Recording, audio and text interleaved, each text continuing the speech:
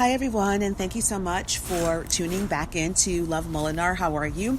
So this is the breakup part 3.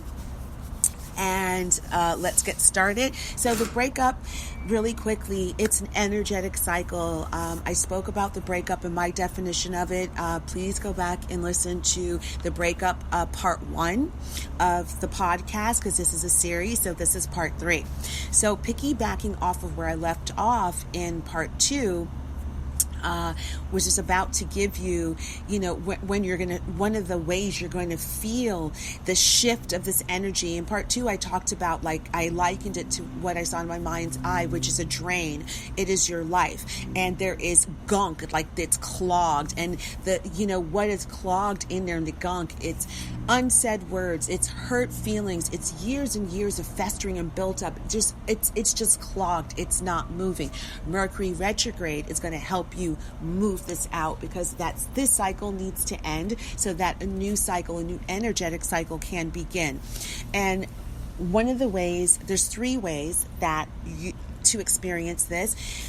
Number 1, whatever spiritual practice that you believe in. Mine is Buddhism. I've been practicing Buddhism for 17 years now, Nichiren Daishonin's Buddhism, and I will be chanting as much Daimoku as I needed to be able to align myself with this Mercury retrograde.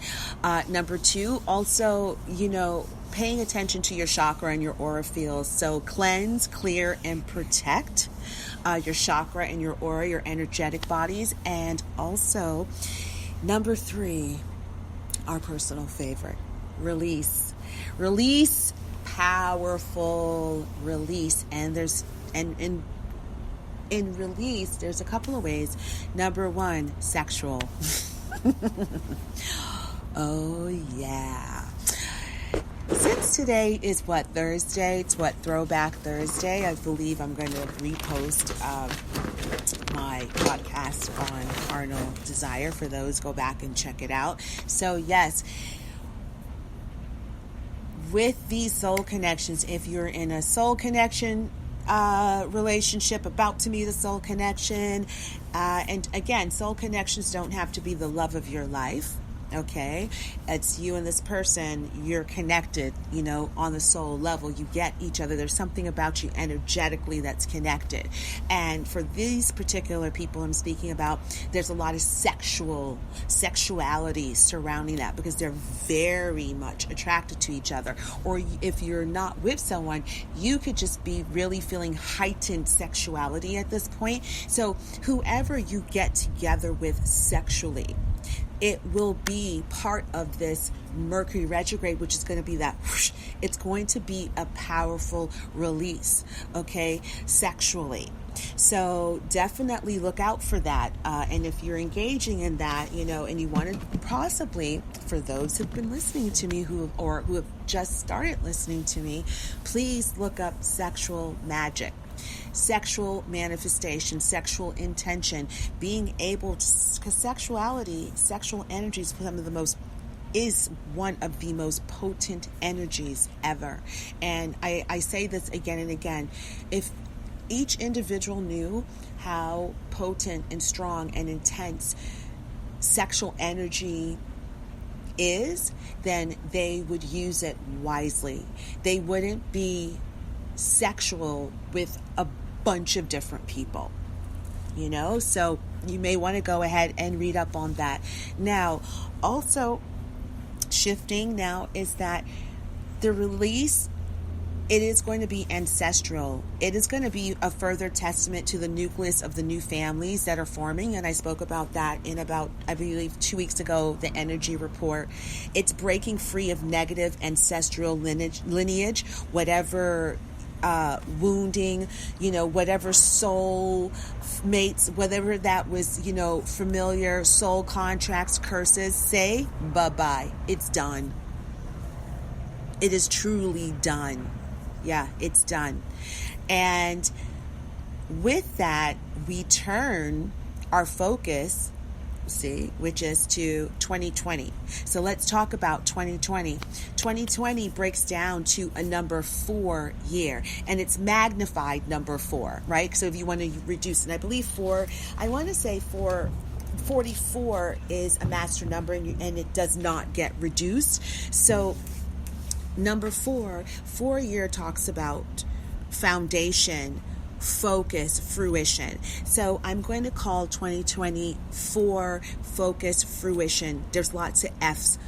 Your foundation, new foundations, your focus. What are you choosing to focus on? Fruition. What have you brought into fruition? What are you bringing into fruition? Okay. It's an angel year. 4 also governs order, right?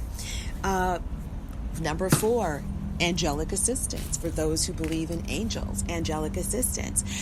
So 2020, it's giving you a glimpse of what's to come, which is order and communication, partnerships of any kind, getting your life in order, prioritizing. Your focus is on 2020, and I'm actually going to do all the zodiac signs readings on a sneak peek into, what to expect for 2020. So I want to also now, and I started talking about this in part 1, but it is I want to bring it back up again.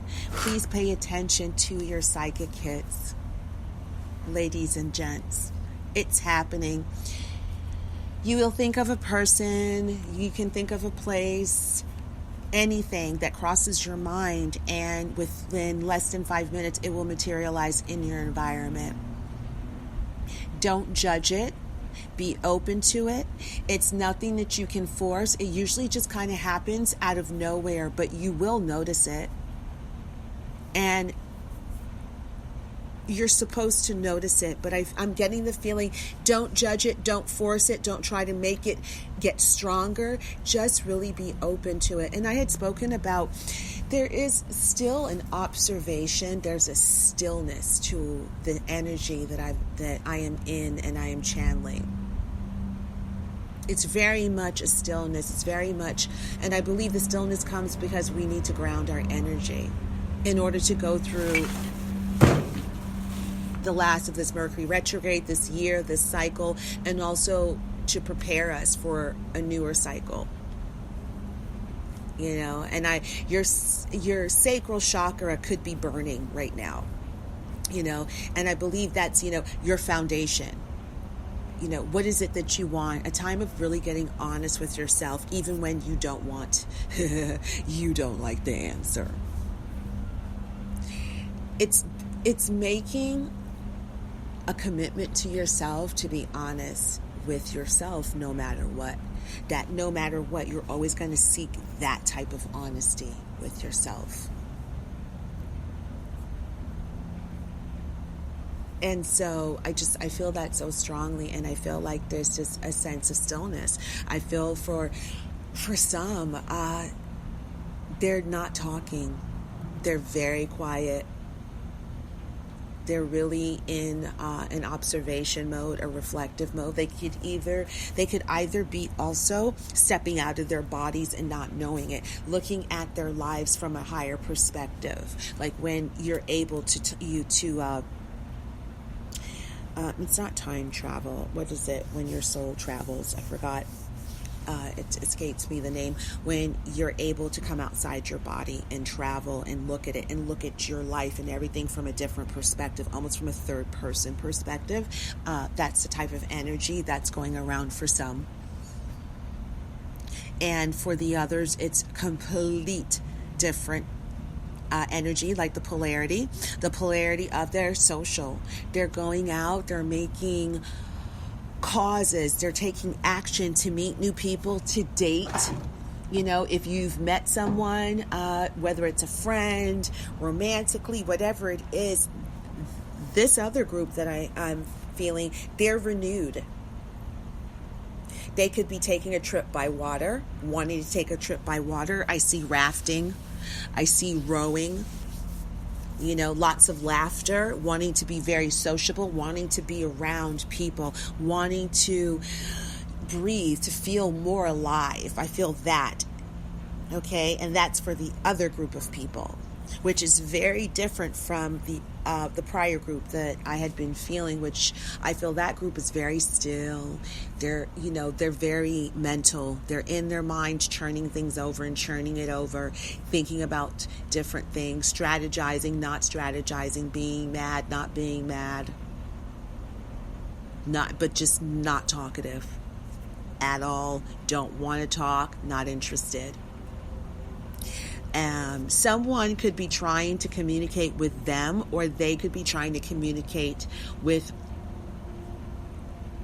other people with their eyes. So telepathy going on.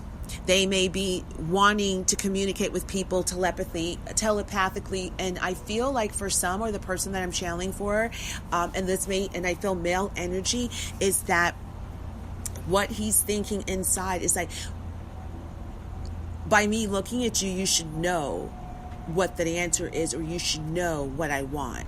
And it's not him being like, this person's a mind reader. It's not that. It's just that this person doesn't want to talk. And this person feels that if they give other people a look or something, this other person or person should be able to perceive it without them verbally having to say anything. If that makes sense. So you may be dealing with this individual, you may be wanting to get more words, but they're not. They're not in a position to talk right now. They're just not, because what they're doing, and I feel they don't realize it, is that what they're doing is that they're prioritizing themselves. They're going back to the self-care, self-love, self-worth, which is, I don't want to talk. I need to do this, and they may not know why they're doing it, but they're doing it, which is, I'm withdrawing. I don't want outside interferences. I don't want to talk, but yet they know, because I believe that this person or persons, they have responsibilities. Like, they cannot take themselves completely out of their lives. Okay, so they do have to communicate with others in a professional sense, right? However, this person really doesn't want to talk. They want to communicate by eyes. And on the flip side of that, there is a person that can communicate with this person simply by looking at them telepathically. They can look in their eyes and know what they're feeling, what they're thinking, everything. And the person that they can do this to, they're not avoiding them. They're not, it's no more hiding. They're not avoiding them. And so I'm going to wrap this up. Another last part with release. Mask are off. For those of you that have been following my channel, and thank you so much. I'm up to 91 subscribers. I'm so happy. Thank you for the support. A lot in the cards, a lot of the readings were divine disguise and mask on. Mask are off. I see mask on a shelf. And that just tells me that, and it's interesting because the truth, that means the masks are off. Whatever truth that needs to be spoken is either going to be spoken, it's going to be communicated, because there's no more hiding, right? There's no more hiding. Someone or people, a group of people, you or a person, it doesn't matter. There's some sort of communication. There's some sort of truth that has been spoken. Okay? And when that truth was spoken, it took the mask off. And it doesn't matter. The person who spoke that truth, their mask was off. I don't know if the other person's mask are off, but I believe both masks are off. Okay, so I'm going to end it there, guys. Thank you guys so much, and continue to like, share, and subscribe. Take care. Bye-bye.